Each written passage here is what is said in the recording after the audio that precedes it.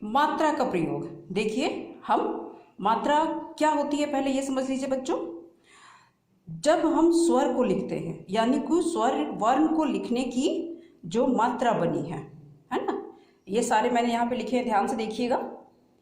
अ, आ, हर्षई, दीर्घई, उ, दीर्घऊ, री, ए, ओ, औ, अंग, अह। इन सभी की मात्रा इस प्रकार है।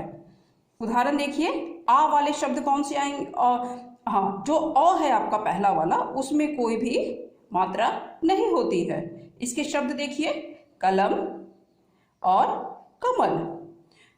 आ वाले माला, देन कागज, और फिर है आपका हर्षई, किला, शिक्षा, देन दीर्घई, कीमती। इसी तरह हर्षऊ मुंह, दीर्घऊ फूल। उसके बाद री की मात्रा जो है कृषि, गृह, अन्य शब्द भी हो सकते हैं। ए खेल, मेल। ऐ वाले शब्द कैसा, कैलाश। ओ वाले शब्द देखिए, मोर, कोयल। औ के पकौड़ा और कौन। और अनुस्वार, अंग का जो मात्रा होती है वो होती है अनुस्वार। कंगन, चंचल और अह।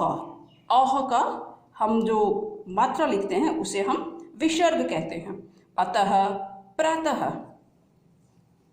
अब आप देखिए र के विभिन्न रूप। ठीक है, र 4 प्रकार के होते हैं। एक जो होता है वो स्वर के साथ होता है, जो कॉमन है आपका, और जो अन्य 3 है ये स्वर रहित होते हैं, है ना। इसके कुछ उदाहरण देख लीजिए। ग्राम, प्रेम।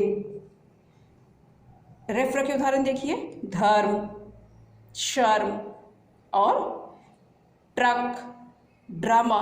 बच्चों ध्यान दीजिएगा, ये वाला जो र है ये मुख्यतः ट वर्ग वाले शब्दों में ही आते हैं। अब देखिए अनुस्वार क्या होता है। अनुस्वार को हम पंचमाक्षर या नासिक्य व्यंजन भी कहते हैं। ये 5 होते हैं, अंग, इय, अण, न, म। ये वे व्यंजन हैं जो अनुस्वार के रूप में आते हैं, अर्थात ये पंचम वर्णों को बताते हैं। पंचमाक्षरों को बिंदुओं में बदल दिया जाता है, यानी कि अनुस्वार के रूप में। यदि स्वर रहित पंचम वर्ण, पंचम वर्ग यानी कहने का मतलब है, जैसे हमने पिछले वीडियो में बताया था आपको, क वर्ग के जो थे, क, ख, ग, घ, अंग।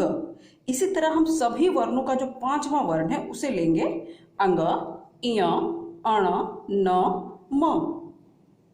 के बाद उसी वर्ग का कोई व्यंजन आए तो लेखन में पंचम वर्ण के स्थान पर अनुस्वार का ही प्रयोग होता है, किंतु उच्चारण में वह पंचमाक्षर की ध्वनि से ही उच्चारित होगा। जैसे उदाहरण देखिए, रंग। अब बच्चों यहाँ ध्यान दीजिएगा, रंग और कंगन, यहाँ 2 शब्द लिखे हैं। ये जो ग है आपका, ये आपका कौन से वर्ग में आता है, हमें ये ध्यान देना है। ये हमारा आता है क वर्ग में, ठीक है। और यहाँ पर हमने अनुस्वार का प्रयोग किया है। इसको दूसरी तरीका से हम लिख सकते हैं, र, अंग एंड ग, रंग। इसी तरह कंगन लिख सकते हैं। दूसरा उदाहरण देखिए, कंचन। अब ध्यान दीजिए बच्चों, च जो है वो आपका च वर्ग का है, तो इसका दूसरा रूप हम इस तरह से भी लिख सकते हैं, ठंडा। ड कौन से वर्ग में आता है? ट वर्ग में, यानी कि उसका 5वां वर्ण क्या है? अण, ठंडा। कहने का अर्थ है कि ट वर्ग के जो भी शब्द बनेंगे उसमें यही वाला अण आएगा और ये स्वर रहित होगा, इसे हम पूरा नहीं लिखेंगे। दंत, त वर्ग से आ रहा है, त आधा न त। कंबल, कंबल कौन से वर्ग का है?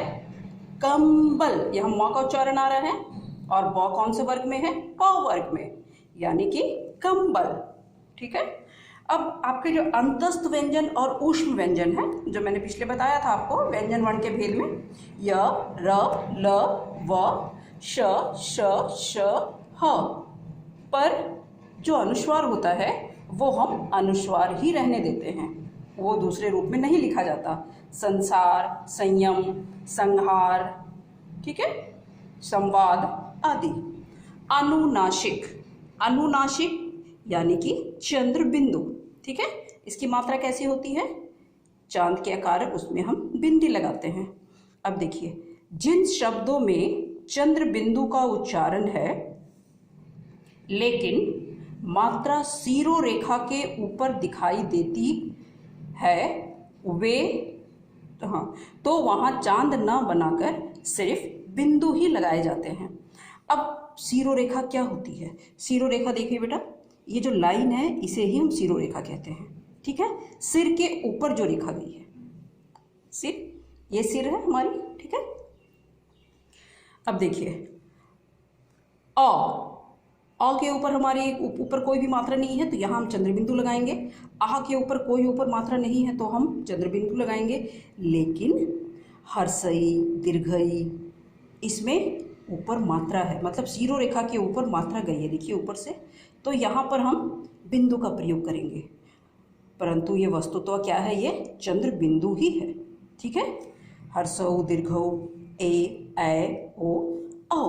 कुछ अन्य उदाहरण देखिए, गाँव, आंसू, माँ, ढूंढना, 5, मैं, नहीं। वर्ण विच्छेद क्या होता है?